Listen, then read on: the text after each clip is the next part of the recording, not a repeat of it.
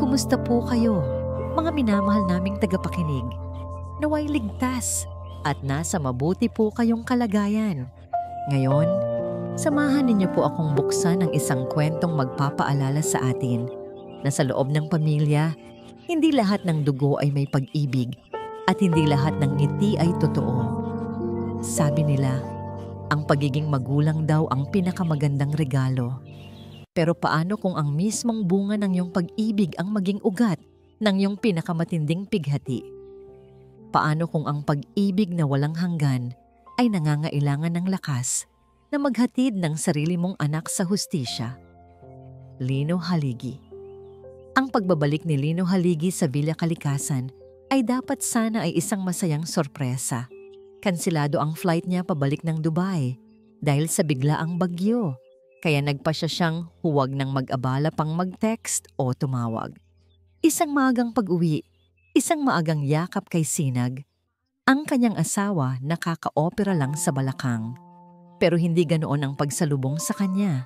Pagpasok niya sa malaking bahay, tanging katahimikan at ang amoy ng matapang na cleaning agent ang sumalubong. Nagtaka si Lino, walang alab ang kanilang anak, walang marilag ang kanyang manugang. Tanging si Manang Linda, ang matandang katulong, ang nakita niyang naglilinis sa kusina at nang makita siya ay tila nagulat. Sir Lino, naku po, hindi po namin inaasahan, bulong ni Manang Linda, tila may kinakatakutan. Shhh! Huwag ka nang maingay, Balinda. Gusto ko sanang sorpresahin si Sinag, anya. Pilit na ngumiti. Maayos naman po si Ma'am Sinag, sir. Nandoon po siya sa master's bedroom. Nagpapahinga. Si Alab po umalis. Si Ma'am Marilag, nasa gym pa po. Paliwanag ni Manang, ang mga mata ay hindi mapakali. Sige, kakausapin ko muna siya. Dahan-dahang umakyat si Lino. Ang bawat hakbang niya sa marmol na hagdanan ay tila mabigat. Tila may banta, may kakaiba sa bahay. Walang ingay ng TV, walang halakhak, walang buhay. Nang pumasok si Lino sa kanilang silid, tumigil ang paghinga niya. Nakita niya si Sinag, payat, nakahiga sa kama, na para bang isa na lamang siyang mumunting ibon na nakakulong sa isang malaking hawla. Ang balat niya ay maputla at ang mga labi ay tuyong-tuyo. Kahit malayo siya, ramdam niya ang init ng katawan ng asawa. Sinag, tawag niya, malambing. Dahan-dahang dumilat si Sinag. Nang makita siya, hindi ito ngumiti ng malawak tulad ng dati. Sa halip, lumaki ang mga mata nito at ang unang salitang lumabas sa bibig nito ay hindi, mahal ko, kundi, tubig. Lino, nauuhaw ako. Sobrang uhaw. Agad lumapit si Lino, kumuha ng baso ng tubig mula sa bedside table. Halos ubusin ni Sinag ang baso sa isang lagukan. Para siyang isang bihag na sa wakas ay pinayagang uminom. Teka muna, dahan-dahan, mahal ko, bakit hindi mo inuubos ang tubig na ito? Tanong niya, habang itinuturo ang baso na kalahati pa ang laman. Sabi ni Marilag, kailangan ko raw ilimit. Kasi raw, magiging magulo daw ako kapag madalas akong mag-CR. Kailangan ko raw kontrolin ang pantog ko. Mahina ang boses ni Sinag. Nagtagis ang bagang ni Lino. Hindi makapaniwala. Ang doktor nila ay mahigpit na nag-utos na kailangan ni Sinag ng maraming tubig para makabawi mula sa operasyon at maibsan ang pamamaga. Mahal, ano bang pinagsasabi mo? Kailangan mo ng tubig. Sobrang tuyo ng labi mo. Wika ni Lino. Paghawak niya sa kamay ni Sinag, naramdaman niya ang kawalang buhay ng mga buto nito. Isang pangitain ng maling pag-aalaga. Naramdaman ni Lino ang kakaibang kirot sa dibdib. Ito ang simula ng pagdududa. Maya-maya, bumukas ang pinto. Si Marilag. Suot niya ang mamahaling activewear. Mukhang fresh at walang bahid ng pagod. Ngumiti siya, isang ngiting tila pinilit nang makita si Lino. "Daddy Lino, nagbalik na po pala kayo. Akala ko next week pa po." Kinansela ang flight, Marilag. Salamat sa pag-aalaga kay Sinag. Tila napakagaan ng tulog niya. Sarkastikong sabi ni Lino. Wala po yun, Daddy. Obligasyon ko po yan. Sobrang gulo na po talaga ni Mami Sinag eh. Madalas po siyang magwala kapag gabi, lalo na kapag nagigising. Minsan, inaabot niya ang gamot niya ng sobra-sobra. Kaya po inilock ko ang cabinet ng gamot niya. Nag-alok pa si Marilag na ipapakita kay Lino ang mga video na inirecord niya para raw makita ni Lino kung gaano na lumalala ang kondisyon ng kanyang ina. Pasensya na po. Pero ito po ang mga ebidensya na kailangan na po ni Mami ng mas propesyonal na atensyon, sabi ni Marilag. Walang bahid ng hiya. Matiyagang pinakinggan ni Lino ang lahat ng sinabi ni Marilag. Ngunit ang bawat salita niya ay tila biniyaran ng 1,000 piso. Marilag, maupo ka sa sandali, sabi ni Lino, seryoso. Bakit masyadong tuyo ang labi ng asawa ko? Kahapon, pinadalhan ako ng nurse ng ulat at malinaw na sinabi na dapat maayos ang hydration ni Sinag. Hindi nagpatinag si Marilag. Masyado po siyang matigas ang ulo, ayaw po uminom. Hindi po ba't sinabi ko na po yan? Hindi po siya nakikinig. Ang inis ay unti-unting napalitan ng galit sa loob ni Lino. Hindi sa Marilag, kundi sa sarili niya. Bakit niya pinayagan ang sarili niyang maniwala sa kanila? Nang gabing iyon, matapos makatulog ni Sinag at Marilag, nagtungo si Lino sa basement. Ang sistema ng tubig sa Villa Kalikasan ay konektado sa isang hiwalay na linya ng irigasyon para sa hardin at ito ay pinamamahalaan sa isang master valve. Kumuha siya ng flashlight at binuksan ang metal na pinto ng utility room. Matapos ang ilang minuto ng paghahanap sa likod ng lumang water tank, natagpuan niya ang master valve. Kinagat ni Lino ang kanyang labi. Ang balbula ay hinarangan. Hindi ito ganap na sarado, ngunit sapat na para bawasan ang daloy ng tubig sa bahay na nagreresulta sa patak-patak na tubig at nagpapabagal sa pagpuno ng baso, nagpapahaba sa oras ng pag-iigib ni Manang Linda, at nagpapahirap sa sino mang gustong uminom. May gustong tiyakin na mananatiling nauuhaw si Sinag. Ang hangin sa basement ay biglang naging mabigat, nag-iwan ng isang malamig, at nakamamatay na katotohanan sa loob ni Lino. Sino ang may alam tungkol sa master valve na ito bukod sa kanya? Si Alab, ang kanyang sariling anak. Mabilis na ibinalik ni Lino ang balbula sa normal na posisyon. Nagtago siya at pumasok sa silid ni Alab at sa ilalim ng isang tumpok ng mga lumang magazine, nakita niya ang isang sobre na may logo ng kasino at isang nakasulat na pangalan. Bahay Pag-asa. 30,000 deposit. Lino Haligi. Ang gabing iyon, hindi natulog si Lino Haligi. Ang bawat sulok ng marangyang Villa Kalikasan na dati ay nagbibigay sa kanya ng kapayapaan ay tila naging isang malawak na kulungan at siya ang bantay na hindi alam kung sino ang tunay na bilanggo. Ang katotohanang natuklasan niya sa basement, ang sinadyang pagpihit sa balbula ng tubig, ay isang lason na dahan-dahang kumakalat sa kanyang sistema. Pinapatay ang bawat hibla ng tiwala niya sa sarili niyang anak. Matapos niyang ibalik sa dati ang daloy ng tubig, umakyat siya, pabalik na tila isang anino sa sarili niyang pamamahay. Ang bigat ng kanyang mga paa ay katumbas ng bigat ng katotohanang nagsisimula ng mabuo sa kanyang isipan. Pumasok siya sa kanyang maliit na home office, isang lugar na puno ng mga blueprint at mga alaala ng mga proyektong kanyang binuo. Pero ngayong gabi, hindi mga gusali ang nasa isip niya, kundi ang pagguho ng pundasyon ng kanyang sariling pamilya. Binuksan niya ang kanyang laptop at inaccess ang live feed mula sa mga security camera Napalihim niyang ipinakabit ilang taon na ang nakalipas. Isang paraan para bantayan ang bahay kapag nasa malayo siya. Ngayon, iba na ang silbi nito.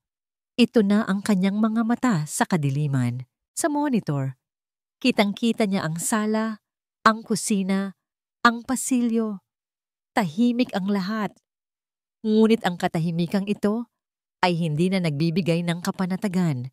Bagkus ay isang nakabibinging babala. Kinailangan niyang makita ang mga ebidensya na sinasabi ni Marilag. Naghintay siya hanggang sa maririnig niya ang mahinang hilik mula sa silid ng mag-asawa. Dahan-dahan, lumabas siya at naglakad patungo sa kwarto kung saan pansamantalang naglalagi si Marilag at Alab. Bahagyang nakabukas ang pinto. Sa ibabaw ng study table, naroon ang laptop ni Marilag, naka-standby mode. Sa loob ng ilang sandali, tila isang magnanakaw si Lino sa sarili niyang teritoryo. Isang dampi lang sa touchpad at bumukas ang screen. Walang password, katangahan o sadyang kampante, hindi na mahalaga. Sa desktop, may isang folder na malinaw na pinangalanan. Mommy Sinag. Nanginig ang kamay ni Lino habang binubuksan ito. Puno ito ng mga short video clips. Pinindot niya ang una. Sa video, nakaupo si Sinag sa hapagkainan. Pilit niyang inaabot ang isang baso ng tubig. Ngunit tila nangihina ang kanyang kamay at natabig niya ito. Tumapon ang tubig. Ang kamera ay bahagyang yumanig na para bang si Marilag ay nagmamadaling tumulong. Ngunit napansin ni Lino ang detalye. Ang baso ay sadyang inilagay sa pinakadulo ng mesa sa isang posisyong napakadaling matabig. Ang kilos ni Sinag ay alanganin, hindi natural. Pinanood niya ang isa pa. Si Sinag ay sinusubukang ayusin ang kanyang mga gamot sa isang pill organizer. Mukha siyang litong-lito, nanginginig ang kamay, at nalalaglag ang mga tableta. Maririnig ang boses ni Marilag sa likod ng kamera, puno ng pekeng pag-aalala. Naku, Mami, mali po yan. Hayaan niyo na po ako ang gumawa. Pero alam ni Lino na kabisado ni Sinag ang kanyang mga gamot. Nakita niya kung paanong ang mga bote ng gamot ay sadyang pinaghalo-halo bago pa man simulan ng pag-video. Isa-isa niyang pinanood ang mga video. Isang video kung saan nalimutan ni Sinag ang pangalan ni Alab. Isang video kung saan hirap siyang tumayo. Lahat ay may parehong katangian. Lahat ay kontrolado. Lahat ay idinirehe. Hindi ito ebidensya ng paghina ng isip. Ito ay isang masamang dula na isinulat at idinirect mismo ni Marilag. Isinara ni Lino ang laptop.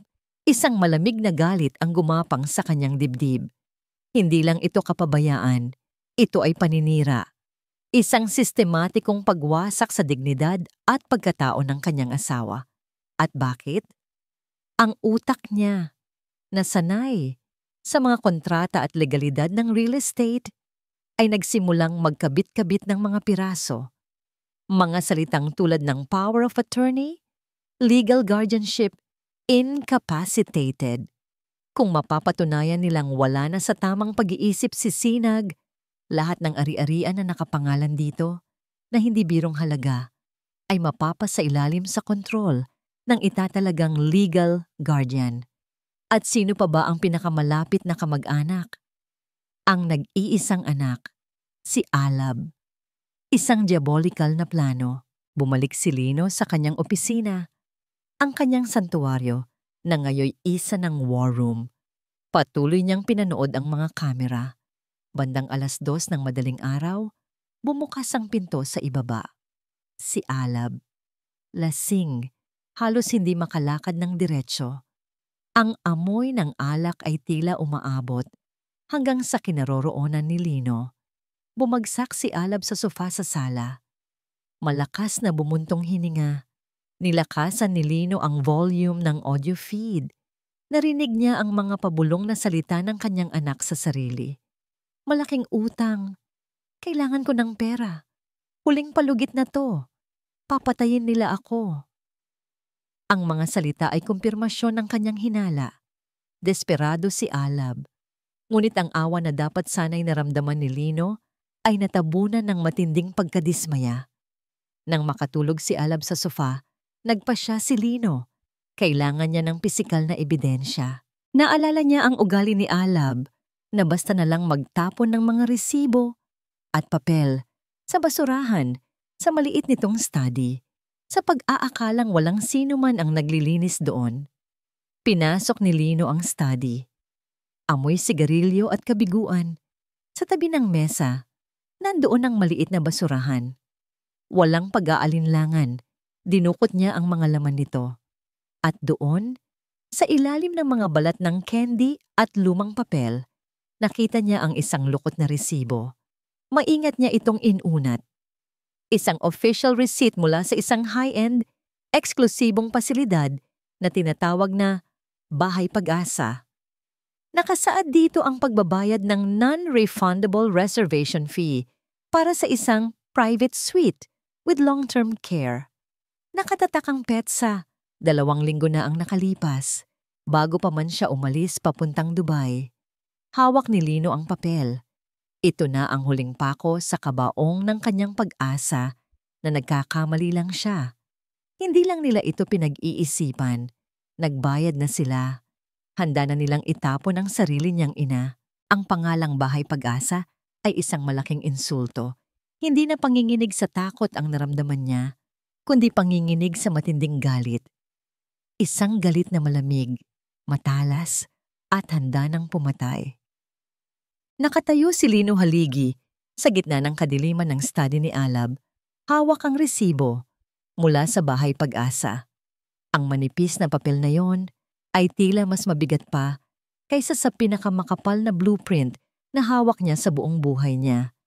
Bawat letra, bawat numero na nakasulat doon ay isang martilyo na pumupukpok sa huling piraso ng pag-asang baka sakaling nagkakamali lang siya ng hinala. Ang balbula ng tubig, ang mga pinekeng video, ang usapan ni Alab tungkol sa utang. At ngayon, itong resibo. Lahat ng piraso ay nagkabit-kabit na. Hindi ito isang simpleng kwento ng kapabayaan o kasakiman. Isa itong malamig, kinakalkulang plano para alisin si Sinag sa kanilang buhay at kamkamin ang lahat ng kanilang pinaghirapan. At ang arkitekto ng lahat ng ito ay ang sarili niyang dugo, ang sarili niyang anak. Bumalik siya sa kanyang opisina at isinara ang pinto. Hindi niya binuksan ang ilaw. Sa dilim, umupo siya sa kanyang silyang leather at ipinatong ang resibo sa mesa. Doon, sa ilalim ng sinag ng buwan na tumatagos sa bintana, tinitigan niya ang isang litrato sa kanyang mesa. Isang litrato ni Alab nung ito'y 10 taong gulang. Nakangiti, yakap-yakap ang isang aso. Puno ng inosente at pag-asa ang mga mata. Anong nangyari sa iyo, anak? Bulong ni Lino sa katahimikan. At sa unang pagkakataon, mula nang umuwi siya, bumagsak ang kanyang mga luha. Hindi ito luha ng galit, kundi luha ng matinding pighati. Parang sinasaksak ng paulit-ulit ang puso niya habang inaalala ang mga pangarap niya para sa batang iyon. Ang batang tinuruan niyang magbisikleta, ang batang pinapangaralan niyang maging isang mabuting tao. Saan siya nagkamali? Paano naging isang halimaw ang anghel na inalagaan niya? Tumangis siya ng walang tunog, ang kanyang katawan ay nanginginig sa sakit. Ang bawat patak ng luha ay isang paalam sa imahe ng anak na minahal niya. Ngunit habang tumutulo ang mga huling luha, isang bagong damdamin ang pumalit sa pighati. Isang bagay na mas malamig, mas matigas, at mas mapanganib. Determinasyon. Pinunasan niya ang kanyang mga pisngi. Ang Lino na ama ay namatay na sa gabing iyon. Ang nabuhay ay si Lino Haligi, ang negosyante. Ang developer na hindi natitinag ng kahit anong problema. Ang taong kayang magpatumba ng mga gusali para magtayo ng bago. At ngayon, may kailangan siyang gibain. Kinuha niya ang kanyang telepono. 3:00 ng madaling araw. Hindi na mahalaga. Dinial niya ang numero ng kanyang pinagkakatiwalaang abogado at kaibigan sa loob ng 30 taon. Attorney Romero, sabi ni Lino nang sagutin ang tawag. Ang boses niya ay kalmado. Halos walang emosyon, na tila nag-uulat lang siya tungkol sa isang business deal. Gisingin mo ang sarili mo. Kailangan kita. Lino, no, anong problema? Nag-aalalang tanong ng abogado sa kabilang linya. May problema sa pamilya, Oscar. Isang malaking problema. Sagot ni Lino. Kailangan kong protektahan si Sinag at kailangan kong gawin ito nang hindi nila nalalaman na alam ko na. Maikli at malinaw niyang isinalaysay ang lahat. Ang balbula, ang mga video, ang resibo. Walang panginginig sa kanyang boses. Tanging ang lamig ng bakal. Kinabukasan, sa hapagkainan, ibang Lino ang humarap, kina Alab at Marilag. Isang Lino na nakangiti, na tila nakabawi na mula sa pagod sa biyahe. Siya mismo ang nagtimpla ng kape para sa lahat. Good morning, bati niya. Marilag, salamat talaga sa pag-aalaga mo kay Mami. Ha? Nakikita ko ang pagod mo. Nagkatinginan si Alab at Marilag. Tila nagtataka sa biglaang pagbabago ng mood ni Lino. Ngumiti si Marilag. Ang ngiting tagumpay. Wala po yun, Daddy. Gagawin ko po ang lahat para kay Mami. Mabuti, mabuti, sabi ni Lino habang kalmadong umiinom ng kanyang kape. Kailangan nating pag-usapan kung ano ang pinakamabuti para sa kanya. Sa ilalim ng mesa, ang kanyang mga kamay ay nakakuyom. Bawat salita ay isang pag-arte. Bawat ngiti ay isang maskara. Ang giyera ay nagsimula na. At ang unang patakaran ay huwag ipaalam sa kalaban na sila'y nasa gitna ng isang labanan. Matapos ang almusal, habang abala si Marilag sa pag-aasikaso kay Sinag at nagmamadaling umalis si Alab para sa isang meeting, tahimik na kumilos si Lino, gamit ang maliliit at halos hindi mapansing mga audio recording device na binili niya para sa mga business negotiations. Nagsimula siyang magtanim ng mga tenga sa mga estratehikong lugar sa bahay, sa ilalim ng mesa sa sala, sa likod ng isang painting sa study ni Alab, at sa loob ng isang flower vase malapit sa kama kung saan nagpapahinga si Sinag. Hapon na nang lapitan siya ni Marilag habang siya ay nagbabasa ng dyaryo sa sala. May ngiti ito sa labi, isang namangiting na nakakakilabot. Daddy Lino, malamig niyang sabi. May naisip po akong magandang paraan para matulungan natin si Mami, para maging official po ang lahat ng obserbasyon natin sa kanya. Tumingin si Lino sa kanya, itinaas ang kanyang salamin. Ano yon? Nag-imbita po ako ng isang specialist dito sa darating na Sabado.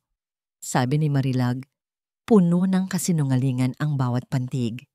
Isang eksperto sa geriatric psychology para po ma-assess niya ng maayos ang mental state ni Mami para malaman natin kung ano na talaga ang susunod na hakbang. Hindi kumurap si Lino. Naramdaman niya ang patibong. Ito na ang susunod nilang galaw. Ang pagkuha ng isang professional na opinyon para gawing lehitimo ang kanilang mga kasinungalingan.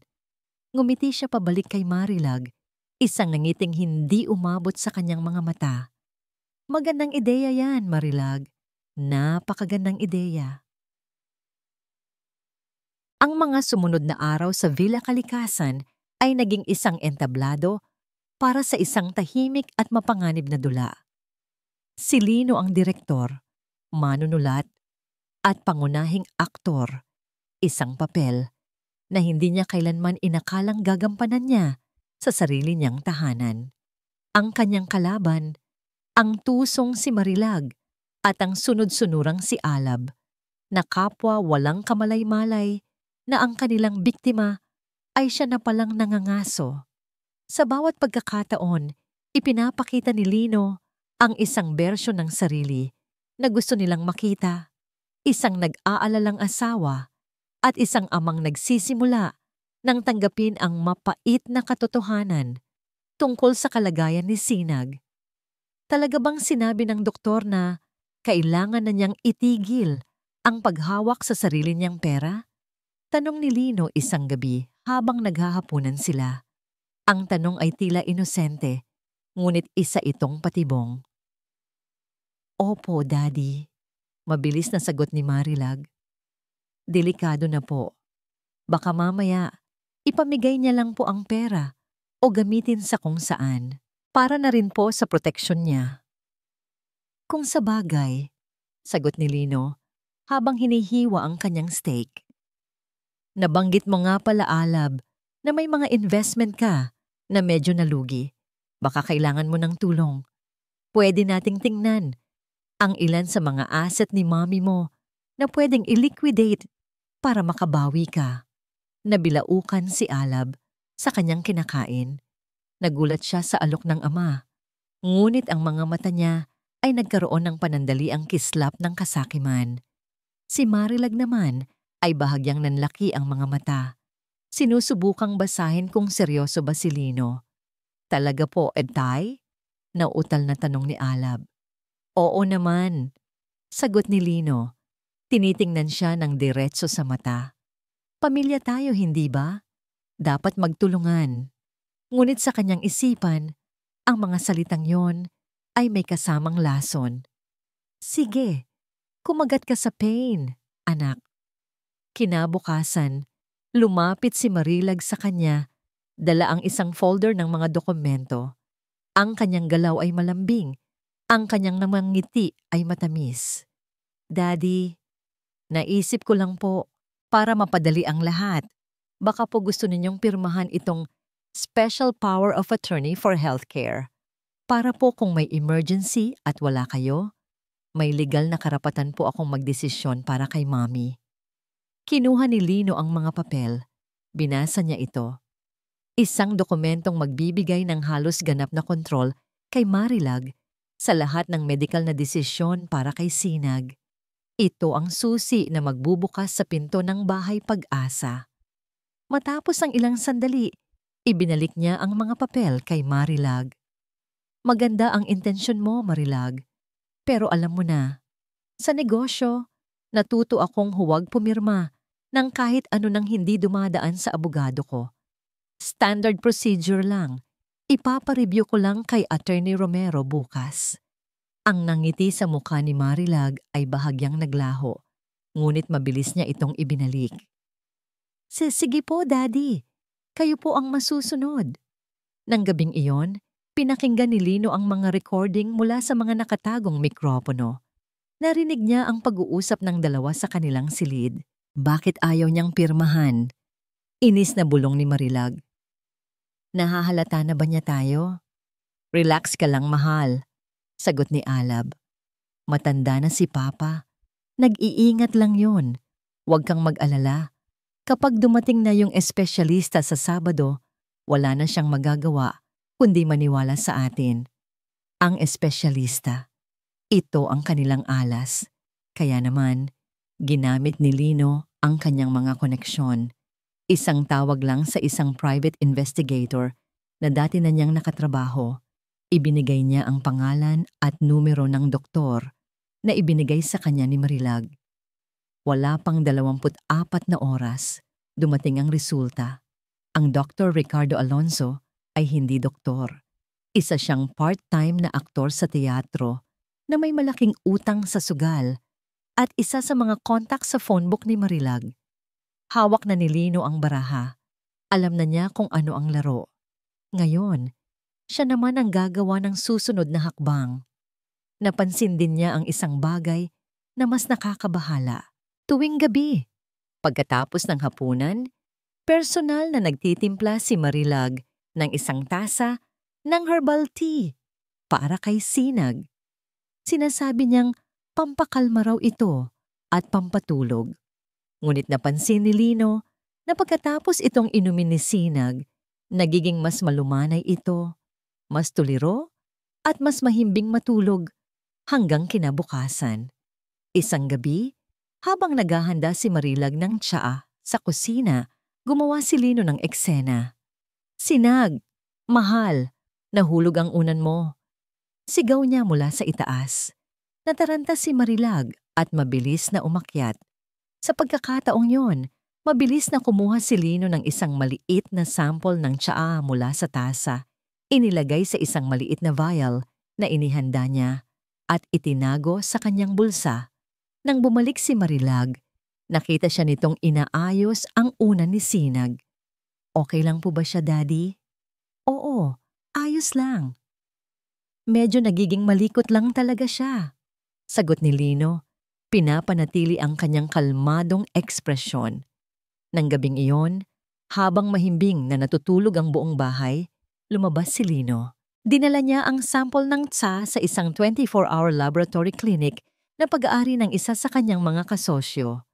Humiling siya ng isang toxicology screening. "Urgent," sabi niya sa chemist. "Kahit magkano, bayaran ko." Ang laro ng pusa at daga ay nagpapatuloy. Ngunit hindi alam ng mga daga na ang bawat galaw nila ay minamanmanan at ang bawat pain na kanilang inilalatag ay siya ring magiging sarili nilang bitag. Nagmamaneho si Lino sa kahabaan ng highway, ngunit hindi niya nakikita ang daan. Ang kanyang buong atensyon ay nasa brown na envelope na nakapatong sa passenger seat. Sa loob niyon ay ang resulta ng laboratory test, ang kasagutan sa tanong na kinatatakutan niyang malaman. Kinabukasan matapos niyang ipasuri ang tasa, tumawag ang chemist. Walang emosyon ang boses nito sa telepono. "Mr. Haligi, available na po ang resulta. Pwede niyo na pong kunin." Isang simpleng pangungusap, ngunit para kay Lino, ito ay isang hatol. Ipinark niya ang sasakyan sa isang madilim na bahagi ng isang parking lot, malayo sa mga ilaw at mata ng tao. Dito, sa loob ng kanyang sasakyan, sa gitna ng katahimikan, handa na niyang harapin ang katotohanan. Nanginginig ang kanyang mga kamay habang binubuksan ang envelope. Ang mga salitang teknikal at mga chemical compound na nakalista sa papel ay hindi niya gaanong maintindihan. Ngunit ang summary sa ibaba, na isinulat sa paraang maiintindihan ng isang karaniwang tao, ay malinaw pa sa sikat ng araw. Contains a high concentration of a plant-based alkaloid commonly found in a locally grown herb. Not lethal in small doses, but long-term ingestion can lead to neurotoxic effects, including confusion, memory impairment, muscle weakness, and severe lethargy. Symptoms can mimic those of early-onset dementia or cognitive decline. Binitawan ni Lino ang papel. Napasandal siya sa kanyang upuan at isang malakas na mura ang kumawala sa kanyang bibig. Paulit-ulit. Hindi ito pampakalma. Hindi ito pampatulog. Ito ay lason. Isang mabagal, kalkulado, at halos hindi matutukoy na lason. Isang perpektong sandata para sa kanilang plano. Hindi lang nila ginugutom at inuuhaw si Sinag. Hindi lang nila sinisiraan ang kanyang pagkatao sa pamamagitan ng mga video. Unti-unti nilang pinapatay ang kanyang isipan. Isang imahe ang biglang pumasok sa isip ni Lino, si Marilag, na may matamis ng ngiti habang iniaabot ang tasa ng tsaa kay Sinag. "Inumin niyo po ito, Mami, para makapagpahinga kayo ng maayos." Ang imaheng iyon, na dati ay tila nagpapakita ng pag-aalaga, ngayon ay larawan na ng isang demonyo. Isang matinding galit ang bumalot sa buong pagkatao ni Lino. Isang galit na nag-aapoy, mas mainit kaysa sa anumang naramdaman niya noon. Ang pagtataksil ng isang anak ay isang sugat, ngunit ang planong pagpatay sa kanyang asawa, iyon ay isang deklarasyon ng giyera. Sa sandaling iyon, nagbago ang lahat. Hindi na ito tungkol sa pagprotekta ng yaman. Hindi na ito tungkol sa pagtutuwid ng pagkakamali ng isang anak. Ito ay tungkol sa pagliligtas sa buhay ng babaeng pinakamamahal niya. Umuwi si Lino na may bagong plano. Ang paghaharap sa Sabado, kasama ang pekeng doktor ay isa lamang maliit na bahagi ng laban. Kailangan niya ng mas matibay na ebidensya. Kinagabihan, bago ang oras ng herbal tea, pumasok siya sa kusina. Naabutan niya si Marilag na naghahanda na. Ako na ang magdadala niyan kay mami mo. Alok ni Lino na may pilit na ngiti. Gusto ko siyang kamustahin. Nag-alinlangan si Marilag, ngunit wala siyang nakitang masama sa alok ni Lino. Ibinigay niya ang tasa. Pagtalikod ni Marilag, mabilis ngunit maingat na kumilos si Lino. Itinapon niya ang halos lahat ng laman ng tasa sa lababo at pinunuan ito ng mainit na tubig mula sa dispenser. Nag-iwan lang siya ng kaunting likido sa ilalim para manatili ang amoy. Pag-akyat niya, dahan-dahan niyang ipinainom kay Sinag ang halos tubig na lang na laman ng tasa. Pagkatapos, itinago niya ang tasa sa isang lugar kung saan hindi ito agad mahuhugasan. Kailangan niya ito bilang ebidensya. Kinabukasan, isang himala ang nangyari. Sa kauna-unahang pagkakataon sa loob ng maraming linggo, nakita ni Lino ang kislap sa mga mata ni Sinag. Hindi na ito gaanong tuliro. Masalisto ang kanyang tingin. Nang pumasok si Marilag para suklayan siya, sinabi ni Sinag sa isang malinaw, kahit mahinang boses, "Ako na, kaya ko." Kitang-kita ni Lino ang pagkabigla sa mukha ni Marilag. Ang biglaang pagbuti ng kalagayan ni Sinag ay wala sa kanyang script. Nang hapong iyon, habang nagpapanggap na nag-aayos ng mga gamit sa cabinet ni Marilag, natagpuan ni Lino ang kanyang hinahanap. Sa ilalim ng tumpok ng mga damit, nakatago sa isang ziplock bag, ay isang bungkos ng mga tuyong dahon at sanga. Ang pinagmumulan ng lason, kinuhanan niya ito ng litrato, isinara ang cabinet. Mayroon na siyang resulta ng lab test, mayroon na siyang sample ng halaman, mayroon na siyang motibo, at mayroon na siyang plano. Gabi na nang maupo si Lino sa tabi ng kama ni Sinag habang natutulog na ang buong bahay. Hinaplos niya ang buhok ng kanyang asawa. Dahan-dahang iminulat ni Sinag ang kanyang mga mata. Tinitigan niya si Lino at sa kanyang mga mata, nakita ni Lino hindi ang pagkalito, kundi ang takot at pagmamakaawa. Hinawakan ni Sinag ang kamay ni Lino. Mahigpit. Ang kanyang mga buto ay mararamdaman pa rin, ngunit mayroon ng lakas sa kanyang paghawak. "Lino," bulong niya, ang boses ay basag, ngunit malinaw. "Huwag mo akong iwan. May ginagawa sila sa akin." Tumango si Lino, pinipigilan ang sariling mga luha. "Alam ko, mahal. Alam ko ang lahat." Ang mga salitang yon, ang kumpirmasyon mula mismo sa bibig ni Sinag, ang huling patunay na kailangan niya. Hindi siya nag-iisa sa labang ito. Sinaghaligi. Ang mundo ni Sinaghaligi ay isang makapal at malagkit na hamog. May mga araw na para siyang nakalubog sa malalim na tubig, kung saan ang mga tunog ay malayo at ang mga mukha ay malabo. Ang sakit ng kanyang balakang ay totoo. Ngunit may isa pang sakit, isang pagod na bumabalot sa kanyang isipan, na pumipigil sa kanyang mag-isip ng diretso. Ang tiyang ibinibigay ni Marilag tuwing gabi ang pinakamasama. Pagkatapos niyang inumin iyon, ang hamog ay nagiging isang madilim na kumot na tumatakip sa kanyang ulirat. Ngunit sa likod ng hamog na yon, may isang maliit na bahagi ng kanyang pagkatao na nananatiling gising. Isang bahaging nagmamasid, isang bahaging natatakot. Naririnig niya ang mga bagay-bagay. Ang pekeng pag-aalala sa boses ni Marilag kapag kinakausap nito si Lino sa telepono. Ang desperadong pabulong na pag-uusap nila ni Alab sa pasilyo kapag akala nila'y tulog na siya. Mga salitang tulad ng utang, pera, wala ng oras. Nakikita niya ang paraan ng pagtingin sa kanya ni Marilag. Kapag walang ibang tao sa silid, Isang tinging malamig, walang pasensya, na para bang isa siyang sagabal na kailangang alisin. Nakikita niya ang pag-iwas sa mga mata ni Alab, ang kanyang nag-iisang anak, na hindi na makatingin ng diretso sa kanya. Ang mga matang dati puno ng pagmamahal ay ngayoy puno ng kasalanan. Gusto niyang sumigaw, gusto niyang sabihin kay Lino na may mali. Ngunit ang lason sa kanyang katawan ay pumipigil sa kanyang mga salita. Ang kanyang dila ay bumibigat at ang kanyang mga iniisip ay nagkakabuhol-buhol bago pa man niya ito masabi. Siya ay isang bilanggo sa sarili niyang katawan. Ngunit ng gabing iyon, nang dalhan siya ni Lino ng tsaa, nakakaiba ang lasa, lasang tubig na mainit.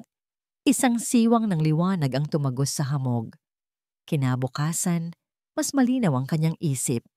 At ng gabing iyon, nang hawakan ni Lino ang kanyang kamay at sabihing, "Alam ko, mahal. Alam ko ang lahat." Ang siwang na yon ay naging isang pinto. Ang pag-asa. Iyon pala ang nawawala sa kanya. Ang pag-asang may nakakaalam. Ang pag-asang hindi siya nag-iisa. Hindi na siya ang biktima na maghihintay lang na iligtas. Kailangan niyang lumaban.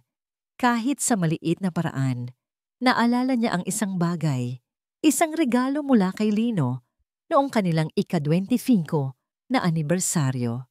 Isang maliit, silver na voice recorder. Para i-record mo ang mga panaginip mo. Biro nito noon. Ginamit niya ito para i-record ang mga una niyang tula, ang mga recipe ng kanyang lola, ang tawa ng kanilang mga apo. Nakatago ito sa pinakailalim na drawer ng kanyang bedside table, sa ilalim ng mga lumang album ng litrato. Kinailangan niyang hintayin ang tamang pagkakataon. Isang hapon, habang si Marilag ay abala sa pakikipag-usap sa telepono, sa hardin, at si Manang Linda ay namamalengke. Nag-iisa siya. Bawat galaw ay isang pagsubok. Ang pagupo mula sa pagkakahiga ay nagdulot ng matinding kirot sa kanyang balakang. Ang pag-abot sa drawer ay tila pag-akyat sa isang bundok. Sumisigid ang sakit at ang kanyang mga kalamnan ay nanginginig sa pagod.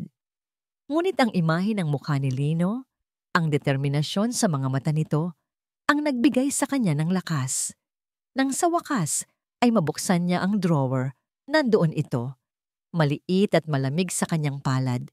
Isang piraso ng nakaraan na magiging sandata niya sa kasalukuyan. Saan niya ito itatago? Saan ito hindi makikita, ngunit makakarinig ng lahat? Tumingin siya sa paligid ng silid at nakita niya ito. Ang espasyo sa pagitan ng kanyang kama at ng bedside table. Madilim, hindi madaling makita. Gamit ang natitirang lakas, isiniksik niya ang recorder doon. Ang mikropono ay nakaturo sa gitna ng silid. Ilang sandali lang matapos niyang bumalik sa pagkakahiga at ayusin ang kanyang kumot para magmukhang mahimbing na natutulog, narinig niya ang kanilang mga boses. Papalapit na si Alab at Marilag sa kanyang silid. Ang kanilang mga boses ay hindi na pabulong, malinaw na at puno ng tensyon. "Hindi na to pwede, Alab." Nagiging matalas na naman ang isip niya. Narinig niyang sabi ni Marilag, "Anong gusto mong gawin ko?" Dagdagan ng, "Yon?" Sagot ni Alab, may takot sa boses. "Kailangan. Lalo na't darating na si Dr. Alonso bukas. Kailangan nating siguraduhin na wala siyang lakas na magsalita, na mukha talaga siyang ulyanin." Pumasok sila sa silid. Akala'y tulog na tulog siya. Huminto sila malapit sa kanyang kama. Ang puso ni Sinag ay dumadagundong sa kanyang dibdib na para bang gusto nitong kumawala. Ito na ang pagkakataon. Dahan-dahan niyang ibinaba ang kanyang kanang kamay sa gilid ng kama, sa labas ng kumot na para bang isa lamang itong natural na posisyon sa pagtulog. Ang kanyang mga daliri ay nanginginig habang kinakapa ang recorder sa dilim. Nahanap niya ito. Hinanap niya ang maliit na kaumbok na buton. Sa gitna ng kanilang pag-uusap tungkol sa kanilang masamang plano, Pinindot ni Sinag ang pulang bilog na yon. Isang halos hindi marinig na click ang tumunog. Ngunit nilamon ito ng kanilang mga nagtatalong boses. Nagsimula ng umikot ang tape. Nagsimula ng magtala ng katotohanan ang katahimikan. Sabado ng umaga. Ang hangin sa Bilakalikasan ay mabigat at puno ng hindi sinasabing mga salita.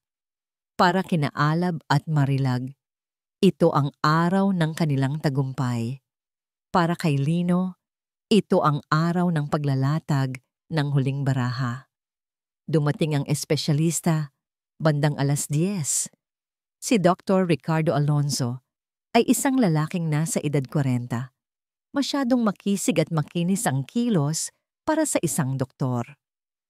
Ang suot niyang mamahaling salamin ay tila props at ang paraan ng kanyang pagsasalita ay masyadong ensayado na para bang nagme-memorya siya ng isang script. "Good morning, Mr. Haligi." Bati nito. Inilahad ang kamay na mas mukhang kamay ng isang pianista kaysa sa isang manggagamot. "I'm Dr. Alonzo. I'm here to have a friendly chat with Mrs. Haligi." "Sige, doktor." Nasa silid siya. Sagot ni Lino, ang kanyang muka ay isang blangkong pader. Pinanood ni Lino habang papalapit ang pekeng doktor kay Sinag na nakaupo sa isang silya malapit sa bintana. Si Marilag at Alab ay nakatayo sa isang sulok, mga mukha nila ay puno ng pananabik, na parang nanonood ng huling eksena ng isang pelikulang sila ang bida. "Good morning, Mrs. Haligi. Kamusta po ang pakiramdam natin?" Malambing na tanong ni Alonzo. Tumingin si Sinag sa kanya, hindi nagsalita.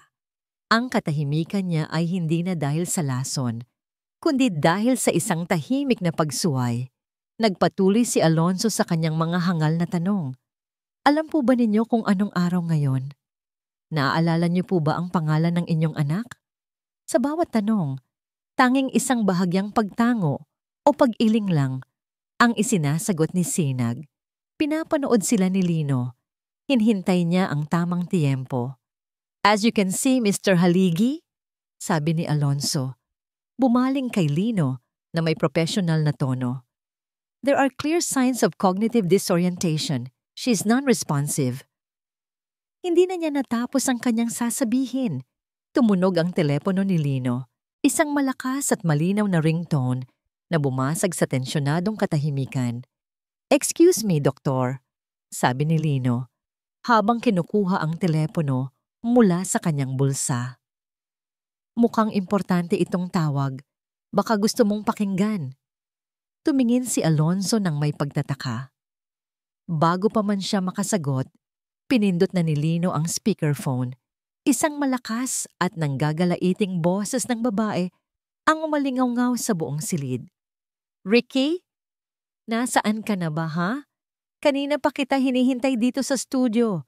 Magsisimula na ang costume fitting mo para sa bago mong role bilang doktor sa TV commercial. Kung hindi ka darating sa loob ng 30 minutos, ibibigay ko to sa iba." Namatay ang lahat ng kulay sa mukha ni Ricardo. Ricky Alonzo. Nanigas siya sa kanyang kinatatayuan. Ang kanyang mga mata ay nanlalaki sa purong takot. Tumingin siya kina Marilag at Alab, na kapwa gulat na gulat din.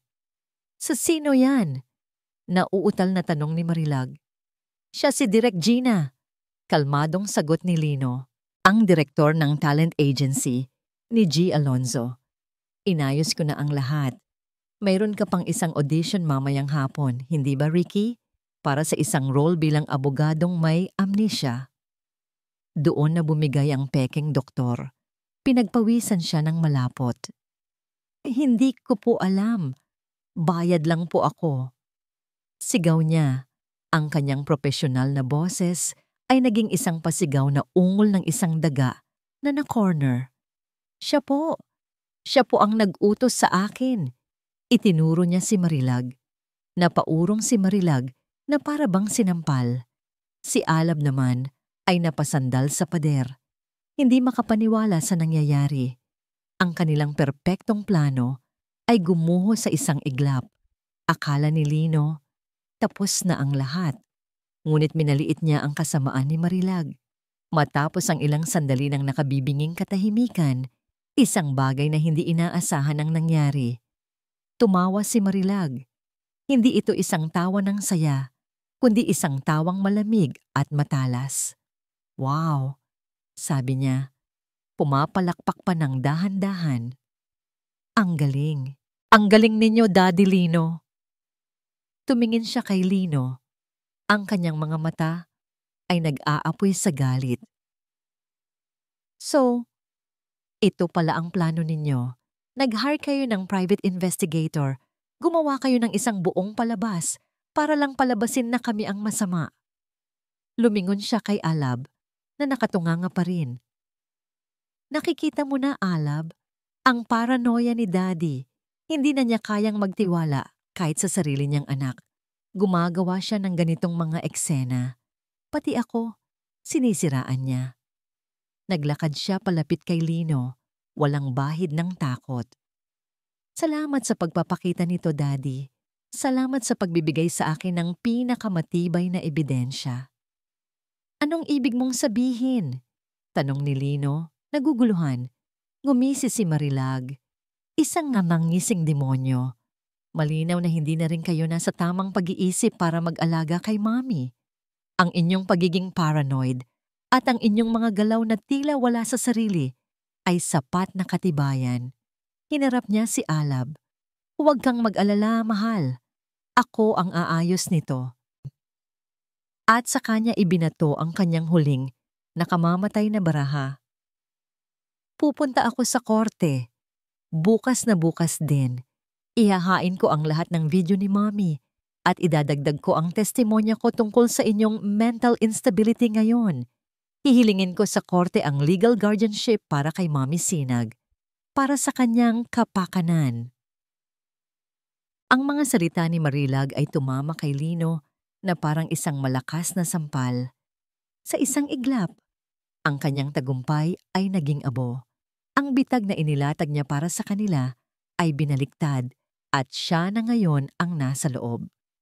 Ang pekeng doktor ay tumakbo na palabas ng bahay, takot na madamay. Naiwan silang apat sa silid na ngayoy tila isang korte kung saan ang hatol ay naibigay na. Si Marilag ay nakatayo doon, puno ng kumpiyansa. Ang kanyang mukha ay isang maskara ng pekeng pag-aalala at determinasyon. Binaliktad niya ang sitwasyon sa paraang hindi inaasahan ni Lino. Ang kanyang katalinuhan sa negosyo ay walang panama sa ganitong klase ng kasamaan. Isang kasamaang kayang baluktutin ng katotohanan hanggang sa ito'y maging isang kasinungalingan na katotohanan ng itsura. Tumingin si Lino kay Alab, naghahanap ng kahit katiting na bahid ng konsensya sa mukha ng kanyang anak. Ngunit ang nakita niya ay isang taong nalilito na para bang isang manikang pinaglalaruan, hindi alam kung sino ang paniniwalaan. Ang katapatan ni Alab ay hindi sa kanyang ama o ina, kundi sa babaeng nangako sa kanya ng kaligtasan mula sa kanyang mga utang. Alab, anak, nagsimulang magsalita si Lino. Ang boses ay pagod na. Hindi mo ba nakikita? Niloloko ka lang niya. Niloloko niya tayong lahat. Tumigil ka na, Tay! Sigaw ni Alab. Sa wakas ay nagsalita. Nakita ko ang lahat. Gumawa ka ng eksena. Tinakot mo yung tao. Baka tama si Marilag.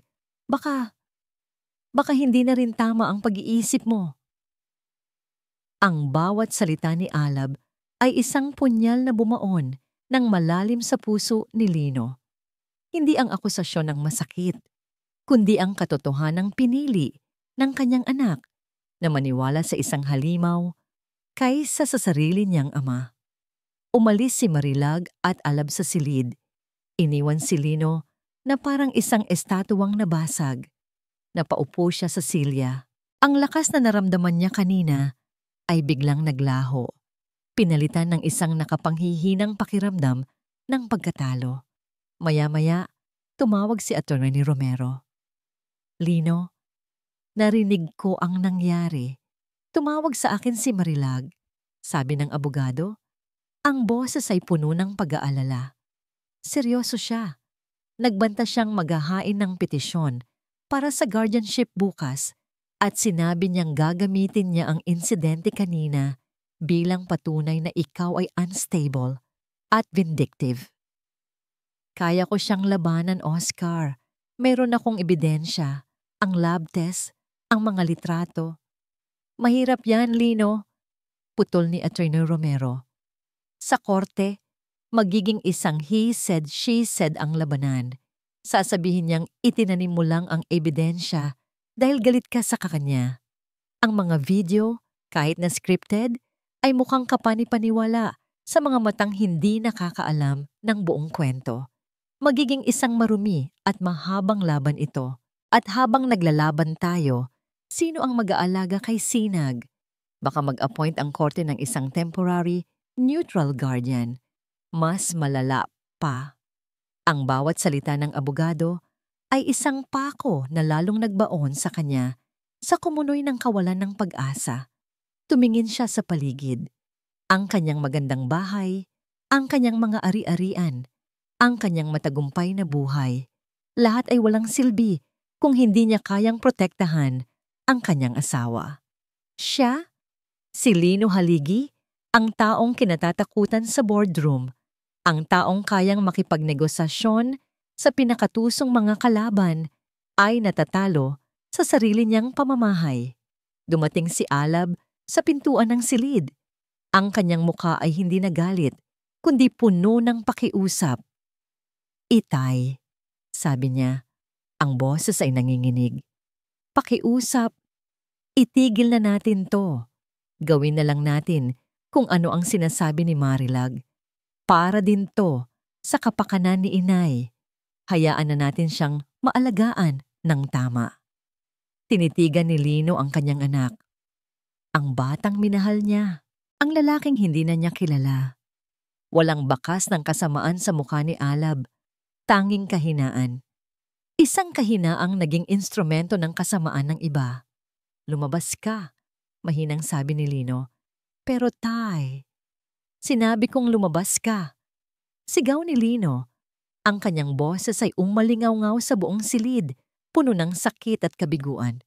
Umatras si Alab at isinara ang pinto. Naiwan si Lino sa katahimikan, kasama ang kanyang pagkatalo. Tumingin siya sa bintana, sa papalubog na araw. Tila sumisimbolo ito sa papalubog niyang pag-asa. Lahat ay nawala. Ang tiwala ng kanyang anak, ang kontrol sa sitwasyon, ang kakayahang protektahan si Sinag. Dahan-dahan siyang lumingon kay Sinag, na tahimik na nakaupo sa kanyang silya sa buong panahon. Isang tahimik na saksi sa pagguho ng kanilang pamilya. Nakatingin ito sa kanya. Ang mga mata niya ay malinaw, hindi na malabo. At sa mga matang iyon, nakita ni Lino hindi ang pagkatalo, kundi ang isang katanungan. Dahan-dahang itinaas ni Sinag ang kanyang nanginginig na kamay. Itinuro niya ang isang bagay sa sahig, sa espasyo, sa pagitan ng kanyang kama at ng bedside table. Itinuro niya ang direksyon kung saan niya itinago ang voice recorder. Ang pagkatalo ay isang mabigat na kumot na bumalot kay Lino. Bawat paghinga niya ay tila may kasamang bigat ng kabiguan. Nakaupo siya roon, isang hari sa kanyang palasyo na natalo sa sarili niyang mga kaaway. At sa gitna ng kanyang pagdurusa, nakita niya ang nanginginig na kamay ni Sinag, nakaturo sa isang walang kabuluhang espasyo sa sahig. Sa una, inakala niyang ito ay isa na namang sintomas ng kanyang pagkalito. Ngunit merong igting sa mga mata ni Sinag, isang pilit na mensaheng gusto niyang iparating. Tumayo si Lino. Ang kanyang mga buto ay tila tumutunog sa pagod. At lumapit siya sa direksyong itinuturo ng asawa. Lumuhod siya. Ang sahig ay malamig. Sa madilim na espasyo sa pagitan ng kama at ng bedside table, sa una ay wala siyang makita, kundi alikabok at anino. Ngunit kinapa niya ito, at doon, naramdaman ng kanyang mga daliri Ang isang bagay na maliit, metaliko at malamig. Inilabas niya ito. Isang maliit, silver na voice recorder. Luma na. Isa sa mga modelong matagal nang hindi ginagamit. Tumingin siya kay Sinag. Nagtatanong. Isang bahagyang tango lang ang isinagot nito. Ang mga mata ay puno ng pag-asa. Umupo si Lino sa gilid ng kama. Kinuha niya ang kanyang reading glasses at sinuri ang recorder. May maliit na ilaw na kulay pula na bahagyang kumikislap. Puno ang tape. Galing sa bulsa niya, kinuha niya ang earphones na palagi niyang dala at isinaksak ito sa device. Isinuot niya ang earphones at pinindot ang play. Sa una, tanging isang mahinang kaluskos lang ang kanyang narinig. At pagkatapos, isang boses. Ang boses ni Marilag, malinaw na malinaw. Hindi na to pwede, Alab. Nagiging matalas na naman ang isip niya. Sumunod ang boses ni Alab, nanginginig at puno ng takot. Ano ang gusto mong gawin ko? Dagdagan ang, yon? Kailangan. Lalo na't darating na si Dr. Alonso bukas. Kailangan nating siguraduhin na wala siyang lakas na magsalita. Na mukha talaga siyang ulyanin. Napahigpit ang hawak ni Lino sa recorder. Ang kanyang paghinga ay tumigil. Patuloy na tumatakbo ang recording. Paano kung malaman ni Papa ang tungkol sa utang ko sa kasino? 1,000,000, Marilag. Hahanapin ako ng mga tao ni Boss Tony kapag hindi ako nakabayad sa Biyernes. Kaya nga ginagawa natin to, hindi ba? Narinig niyang sagot ni Marilag. Ang boses ay malamig at walang awa. Kapag naideklara ng incapacitated ang nanay mo, makukuha mo ang kontrol sa lahat. Ibenta mo lang ang isa sa mga lupa niya sa Laguna. Bayad na lahat ng utang mo at may sobra ka pa. Kaunting tiis na lang. Ang kailangan lang natin ay itong peking diagnosis at tapos na ang lahat. Ang pag-uusap ay nagpatuloy. Nandoon ang lahat. Ang pag-amin tungkol sa pagpihit ng balbula ng tubig para magmukha siyang dehydrated at nalilito. Ang pag-amin tungkol sa lason sa tsia. Ang galing ng halamang yun, di ba? Walang bakas. Pero siguradong pinapahina ang isip niya. Ang pag-amin tungkol sa plano sa korte. Ang bawat salita ay isang pako. Ang bawat pangungusap ay isang martilyo na bumubuo sa kabaong ng kanilang mga kasinungalingan. Inalis ni Lino ang earphones. Ang kanyang muka ay hindi na nagpapakita ng pagkatalo. Ang lungkot at kabiguan ay napalitan ng isang bagay na mas matindi, isang malamig. Nagbabagang galit ng isang taong binigyan ng banal na sandata. Tumingin siya kay Sinag, ang kanyang asawa, ang babaeng akala niya ay pinakamahina at pinakawalang laban sa lahat, ang siyang nagbigay sa kanya ng pinakamalakas na armas. Siya, sa kanyang kahinaan, sa kanyang katahimikan, ang naging pinakamatapang sa kanilang lahat. Lumuhod si Lino sa harap ng kanyang asawa. Hinawakan niya ang mga kamay nito at idinikit sa kanyang pisngi. At doon, sa harap ni Sinag, umiyak siya. Hindi na luha ng pighati, kundi luha ng pasasalamat, ng paghanga, at ng nag-uumapaw na pag-ibig. Salamat, mahal ko. Salamat, paulit-ulit niyang bulong. Hinaplos ni Sinag ang kanyang mukha. Isang ngangiti ang unti-unting sumilay sa kanyang mga labi na dati tuyo. Ako naman ang lalaban para sa'yo. Bulong niya pabalik, ang kanyang boses ay mahina, ngunit puno ng lakas. Tumayo si Lino. Ang bigat sa kanyang dibdib ay nawala. Ang pag-aalinlangan ay napalitan ng katiyakan. Hawak niya ang katotohanan sa kanyang palad. Ito na ang kanilang silver bullet. Ang ebidensyang hindi kayang pasinungalingan. Ang tinig na sisira sa katahimikan ng kasamaan. Kinuha niya ang kanyang telepono. Una niyang tinawagan si Atty. Romenero. Oscar, sabi niya.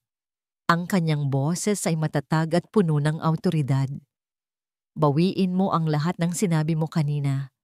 Mayroon na ako ng lahat. Isang recording, isang malinaw na pag-amin sa lahat ng krimen. Ihanda mo ang lahat. I-secure mo ang isang warrant, pero huwag mo munang ipapaalam sa kanila. Pagkatapos ng tawag, huminga siya ng malalim. May isa pa siyang kailangang tawagan. Hindi na niya kailangan ng mga private investigator o mga palabas. Kailangan na niya ng tunay na hustisya. Dinial niya ang personal na numero ng isang matalik na kaibigan, isang mataas na opisyal sa Philippine National Police. General, si Lino Haligi to. Kailangan ko ng tulong mo. Isang pabor. At kailangan kong mangyari ito bukas ng umaga sa bahay ko. Kinaumagahan, Linggo. Ang araw ay sumikat sa Villa Kalikasan na parang isang ordinaryong araw. Ngunit sa loob ng bahay, ang katahimikan ay tila isang bombang naghihintay na sumabog. Si Marilag ay bumaba para sa almusal na may ngiti ng isang reyna. Si Alab ay sumunod. Ang mga mata ay namumugto. Tila hindi nakatulog. Ngunit ang kanyang katapatan ay nananatili sa tabi ng kanyang asawa. Nakita nila si Lino na kalmadong nakaupo sa sala. Nagbabasa ng dyaryo na para bang walang nangyari. Magandang umaga, bati ni Marilag. Ang boses ay puno ng sarkasmo. Handa na ba kayo para sa isang bagong linggo, Daddy? Marami tayong kailangang pag-usapan tungkol sa mga abogado. Ibinaba ni Lino ang kanyang dyaryo. Ang kanyang mukha ay hindi mabasa. Oo, Marilag. Marami nga tayong kailangang pag-usapan, sabi niya. Bago ang lahat, may gusto akong iparinig sa inyo. Isang bagay na makakatulong para maging mas malinaw ang usapan natin. Tumingin siya sa hagdanan. Sa tulong ni Manang Linda, dahan-dahang bumaba si Sinag, nakasuot ng isang simpleng puting bestida. Hindi siya nakaupo sa wheelchair. Bagamat nanghihina pa, nakatayo siya, hawak ang handrail. Ang kanyang muka ay puno ng isang tahimik na determinasyon na ngayon lang nakita ni na Alab at Marilag. Nanlaki ang mga mata ni Marilag. Mami, anong ginagawa ninyo? Bawal kayong maglakad. Hindi sumagot si Sinag. Nagpatuloy lang siya sa pagbaba hanggang sa makaupo siya sa isang silya sa tabi ni Lino. Kaharap nilang dalawa. Maupo kayo, Alab, Marilag, utos ni Lino. Ang kanyang boses ay hindi na nakikiusap. Ito ay isang utos. May pag-aalinlangang umupo ang dalawa. Inilabas ni Lino ang maliit na silver voice recorder at isang portable Bluetooth speaker. Ikinonekta niya ang dalawa. Naisip ko, bago pa tayo umabot sa korte, mas magandang pakinggan muna natin ang panig ng bawat isa, sabi ni Lino, at pinindot niya ang play. Ang boses ni Marilag at Alab ay pumuno sa buong sala, malinaw at hindi maikakaila. Hindi na to pwede, Alab. Nagiging matalas na naman ang isip niya. Ang mukha ni Marilag ay biglang namutla. Ang kumpiyansa niya ay naglaho na parang bula. Si Alab ay napatingin sa recorder. Pagkatapos ay sa kanyang ina, ang kanyang bibig ay bahagyang nakabukas sa pagkabigla. Paano kung malaman ni Papa ang tungkol sa utang ko sa kasino? 1,000,000, Marilag. Ang bawat salita ng pag-amin, bawat detalye ng kanilang masamang plano, ang tubig, ang lason, ang pekeng doktor, ang pera, ay umalingaw-ngaw sa 4 na sulok ng silid. Walang makapagsalita. Tanging ang kanilang mga na-record na boses ang naghahatid ng katotohanan. Nang matapos ang recording, isang nakabibinging katahimikan ang namayani. Si Alab ang unang bumigay, bumagsak siya sa kanyang mga tuhod. Inay, itay. Iyak niya. Ang kanyang katawan ay nanginginig. Patawarin niyo po ako. Patawarin niyo ko. Ngunit si Marilag, kahit na nasukol na, ay hindi sumuko. Tumayo siya, ang kanyang mga mata ay nag-aapoy sa galit at desperasyon.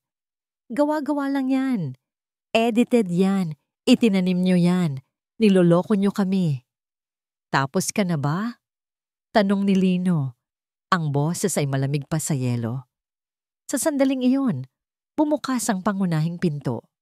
Pumasok si Atty. Romero, kasunod ang 2 unipormadong pulis at isang lalaking naka-unipormeng pang-opisyal, ang kaibigan ni Lino na general. Marilag Cruz Haligi at Alab Haligi, sabi ng general. Ang boses ay puno ng awtoridad. Inaaresto kayo sa salang attempted fraud, conspiracy, at reckless endangerment. May karapatan kayong manahimik. Doon na nawala ang lahat ng tapang ni Marilag. Sinubukan niyang tumakbo, ngunit mabilis siyang nahawakan ng mga pulis. Nagwala siya, nagsisigaw, nagmumura. Hindi niyo ko pwedeng arestuhin. Bitiwan niyo ko. Si Alab ay hindi na lumaban. Hinayaan lang niya ang mga pulis na pusasan ng kanyang mga kamay habang patuloy siyang umiiyak. Ang kanyang mga mata ay nakatitig sa sahig. Hindi kayang harapin ang tingin ng kanyang mga magulang. Habang inilalabas sila ng bahay, sa huling pagkakataon, lumingon si Alab kay Lino. Ang kanyang mga mata ay puno ng isang tanong na matagal nang gustong itanong. Bakit, Itay? Bakit? Tanong niya. Ang kanyang boses ay basag. Bakit nyo to ginawa sa sarili niyong anak? Tinitigan ni Lino ang kanyang anak, ang bunga ng kanyang pag-ibig, na ngayoy isang kriminal. Isang patak ng luha ang dumaloy sa kanyang pisngi, ngunit ang kanyang boses ay hindi nanginig. Dahil mas mahal ko ang asawa ko, sagot niya. At dahil ito ang kailangan mong matutunan, na ang bawat aksyon ay may katumbas na kabayaran. Ito ang huling aral na maibibigay ko sa iyo, anak. At pagkatapos ay tumalikod na si Lino, hindi na muling lumingon habang inilalayo ng mga pulis ang nag-iisang tagapagmana ng pangalang Haligi. And ang ingay ng sirena ng pulis ay dahan-dahang naglaho at ang bilyakalikasan ay muling binalot ng katahimikan. Ngunit hindi na ito ang katahimikang nakakabingi at puno ng banta. Ito ay isang katahimikang malinis, payapa, na para bang isang malakas na bagyo ang dumaan at nilinis ang lahat ng dumi at kalat. Naiwan si Lino at Sinag sa gitna ng sala. Mga tahimik na saksi sa resulta ng digmaang katatapos lang. Ang mga araw ng pagpapanggap, pagmamanman, at pagtitiis ay tapos na. Ngunit ang tagumpay ay may kasamang pait. Walang magulang na nagdiriwang kapag ang sarili niyang anak ay nakaposas at patungo sa kulungan. Lumapit si Atty. Romero. Linuwino, sabi niya. Inilapag ang isang kamay sa balikat ng kaibigan. Maayos na ang lahat. Ang recording kasama ng testimonya ni Manang Linda at ng resulta ng lab test ay sapat na para masigurong hindi sila makakalabas ng basta-basta. Malakas ang kaso. Tumangulang si Lino, hindi makapagsalita. Tumingin siya sa pinto kung saan huling dumaan si Alab. May isang bahagi sa kanyang puso na nadurog. Isang bahaging hindi na kailanman mabubuo. Sa mga sumunod na linggo, naging abala si Lino. Ngunit hindi sa pagpapatakbo ng kanyang kumpanya. Naging abala siya sa muling pagtatayo ng kanilang buhay. Sa payo ni Atty. Romero, mabilis siyang kumilos. Itinatag niya ang Haligi Irrevocable Trust, isang legal na instrumento na maglalagay sa lahat ng kanilang ari-arian, ang bahay, ang mga lupa, ang mga investment, sa ilalim ng isang pundasyong hindi maaaring galawin o pakialaman ni numan, kahit na ni Alab sa hinaharap. Ang tanging mga benepisyaryo ay siya at si Sinag habang sila'y nabubuhay at pagkatapos ang kanilang mga pinagkakatiwalaang charity. Ito ang pinakahuling pader na kanyang itinayo, hindi gawa sa semento at bakal, kundi sa batas, para protektahan ang kinabukasan ni Sinag. Isang hapon, habang nag-aayos ng mga papeles, napunta siya sa dating silid ni Alab. Hindi na ito ginagamit mula nang ikasal ito. Ngunit nandoon pa rin ang mga ala-ala ng kanyang kabataan. Binuksan niya ang isang lumang baul.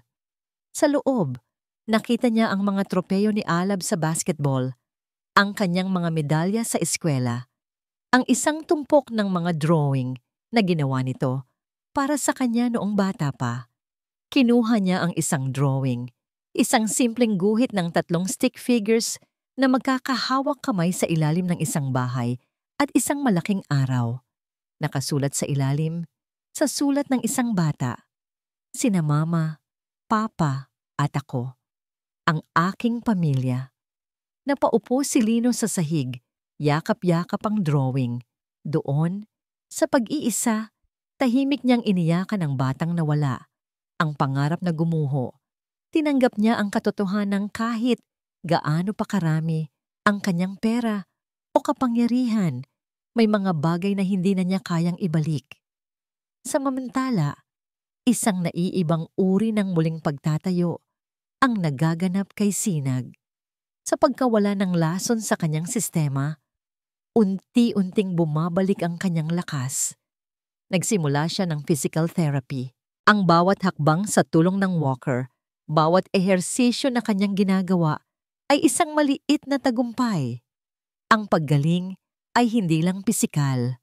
Ang bawat pag-alon ng kanyang braso, bawat pagtayo sa sarili niyang mga paa, ay isang pagbawi sa dignidad na sinubukang kunin mula sa kanya. Hindi na siya ang babaeng nakahiga lang at naghihintay. Kumikilos na siya. Lumalaban. Isang araw, habang nagpapahinga sila sa hardin, tinanong ni Sinag si Lino. "Nagsisisi ka ba?" Alam ni Lino kung ano ang tinutukoy nito. Tumingin siya sa malayo, sa mga puno na sila mismo ang nagtanim. "May isang bahagi sa akin na laging magiging ama niya," mahinang sagot ni Lino. "At ang bahaging iyon ay nasasaktan. Pero ang bahagi na asawa mo, hindi. Hinding-hindi ako magsisisi na pinili kitang protektahan." Hinawakan ni Sinag ang kanyang kamay. "Hindi tayo nag-iisa, Lino. Nandito pa rin tayo para sa isa't isa." Pagkalipas ng ilang linggo, dumating ang isang sulat sa kanilang tahanan. Galing ito sa city jail. Ang sulat kamay ay pamilyar. Galing ito kay Alab. Tinitigan ni Lino ang sobre. Ang kanyang unang reaksyon ay itapon ito, sunugin at kalimutan. Ngunit nakita niya ang pagtingin ni Sinag. Isang tinging nag-uudyok sa kanya na harapin ito. Binuksan niya ang sulat. Ito ay maikli at puno ng mga bura na para bang isinulat ng paulit-ulit. "Itay, inay, walang araw na hindi ko pinagsisisihan ang ginawa ko. Patawad." Alab ibinigay niya ang sulat kay Sinag. Matapos basahin, ibinalik ito ni Sinag kay Lino. "Anong gagawin mo?" tanong nito. Itinupi ni Lino ang sulat at inilagay sa kanyang wallet. Hindi niya ito itinapon. Hindi rin niya ito sinagot. Iniwan niya ito doon, isang paalala ng isang sugat na marahil ay hindi na maghihilom, ngunit isang sugat na kailangan niyang matutunang dalhin habang muli silang nagtatayo ng kanilang buhay mula sa mga guho. Lumipas ang mga buwan. Ang kaso laban kina Alab at Marilag ay umusad. Si Marilag, sa kanyang pagmamatigas, ay nilitis at nahatulan ng mahabang pagkabilanggo para sa multiple charges. Si Alab, matapos umamin sa kanyang mga kasalanan, ay nakatanggap ng mas mababang sentensya, ngunit sapat pa rin para bigyan siya ng maraming taon upang pag-isipan ang kanyang mga pagkakamali sa likod ng rehas. Ang sulat ni Alab ay nanatili sa wallet ni Lino. Hindi niya ito sinagot, paminsan-minsan. Sa gitna ng gabi, binubuksan niya ito at binabasa. Ang salitang patawad ay tila nakatitig sa kanya. Hindi pa niya alam kung paano tatanggapin niyon. Ang pagpapatawad ay isang karagatan at siya ay nasa dalampasigan pa lamang, hindi pa handang tumawid. Ang Villa Kalikasan ay unti-unting nagbago. Hindi na ito isang entablado ng kasinungalingan. kundi isang santuwaryo ng paghihilom. Mas madalas nang bukas ang mga bintana, hinahayaang pumasok ang hangin at liwanag. Ang amoy ng lason ay napalitan na ng amoy ng mga bulaklak mula sa hardin ni Sinag. Si Sinag, sa kanyang sariling bilis, ay muling natutong maglakad ng walang tulong. Ang walker ay napalitan ng tungkod at di nagtagal. Ang tungkod ay naiwan na rin sa isang sulok. Isang hapon, nakita siya ni Lino sa hardin, nakaluhod sa lupa, nagtatanim ng isang bagong usbong ng rosas. Ang simpleng tanawing iyon ng kanyang asawa na muling nagbibigay buhay sa lupa ay mas mahalaga pa kaysa sa lahat ng gusaling kanyang naitayo. Ang kanilang mga araw ay napuno ng mga bagong ritual, kape sa umaga habang pinapanood ang pagsikat ng araw, mahabang katahimikan habang magkatabing nagbabasa ng libro, dahan-dahang paglalakad sa hardin tuwing hapon. Hindi na nila kailangan ng maraming salita. Pagkatapos ng lahat ng kanilang pinagdaanan, ang kanilang mga puso ay natutong mag-usap sa katahimikan. Isang hapon, habang papalubog na ang araw at ang langit ay nag-aapoy sa kulay kahel at lila, naupo silang dalawa sa kanilang paboritong bench sa hardin. Naalala mo ba noong una tayong lumipat dito? Tanong ni Sinag. Ang kanyang ulo ay nakasandal sa balikat ni Lino. Oo naman, sagot ni Lino. Puro damo pa lang ang lugar na ito. Si Alab ay tumatakbo-takbo, hinahabol ang mga tutubi. Hindi nila sinasadya, ngunit ang pangalan ay lumabas. Hindi na ito kasing sakit ng dati. Isa na lamang itong multo, isang alaala na bahagi na ng kanilang kwento. Sa tingin mo, mapapatawad mo ba siya balang araw? Mahinang tanong ni Sinag. Huminga ng malalim si Lino. Tumingin siya sa dapit hapon. Ang pagpapatawad, Sinag, ay para sa sarili, hindi para sa kanya. Siguro, balang araw, darating ako doon. Pero ngayon, ang mahalaga ay ito. Hinawakan niya ng mahigpit ang kamay ni Sinag. Ang mahalaga ay ikaw. Ang mahalaga ay tayo. Tumingin si Sinag sa kanya. Ang kanyang mga mata ay kumikinang sa ilalim ng papalubog na araw. Nakita niya ang mga guhit sa mukha ng kanyang asawa. Ang bawat kulubot ay isang kwento ng pag-ibig, sakripisyo at sakit. Nakita niya ang lalaking handang isakripisyo ang sarili niyang anak para sa kanya. Mahal kita, Lino Haligi, bulong niya. Mas mahal kita, Sinag ko, sagot ni Lino. Nanatili silang magkatabi, magkahawak kamay, habang ang araw ay tuluyang lumubog sa kanluran. Ang kanilang pag-ibig na sinubok ng pinakamatinding pagtataksil ay hindi nawasak. Sa halip, ito'y naging mas dalisay, mas matatag. Tulad ng isang lumang puno na tinamaan ng kidlat, ngunit nananatiling nakatayo. Ang kanilang mga sugat ay naging bahagi na ng kanilang lakas. Nawalan sila ng anak, ngunit sa gitna ng pagkasira, mas natagpuan nila ang isa't isa. At sa liwanag ng dapit hapon, ang kanilang pag-ibig ay sapat na. At dito po nagtatapos ang ating kwento, Ang Liwanag sa Dapit Hapon. Isang paalala na ang tunay na pag-ibig ng isang magulang ay hindi sinusukat sa pagpikit ng mata sa pagkakamali, kundi sa tapang na itama ito, gaano man kasakit. Minsan, ang pinakadakilang pagmamahal ay ang pagpili sa tama kaysa sa kung sino ang tama at ang paghahanap ng lakas sa gitna ng pighati upang muling bumangon at magsimula. Maraming pong salamat sa inyong walang sawang pagsubaybay at pakikinig. Ang inyong suporta po ang nagbibigay sa amin ng inspirasyon. Nais po naming marinig ang inyong mga saloobin. Ano po ang masasabi ninyo sa kwento ni Lino at Sinag? At anong klaseng kwento naman po ang gusto ninyong mapakinggan sa susunod? I-comment nyo lang po sa ibaba. Hindi dito nagtatapos ang ating paglalakbay. Marami pa pong kwentong kasing ganda at mas puno ng aral dito sa aming channel. Kung nagustuhan nyo ang kwentong ito, i-like, i-share sa pamilya at mga kaibigan, at mag-subscribe na rin para lagi kayong updated sa mga susunod pa naming kwento. I-click nyo ang notification bell para kayo ang unang makarinig kapag may bago kaming upload. Pagpalain po kayo ng Panginoon, kayo at ang inyong buong pamilya. Hanggang sa muli.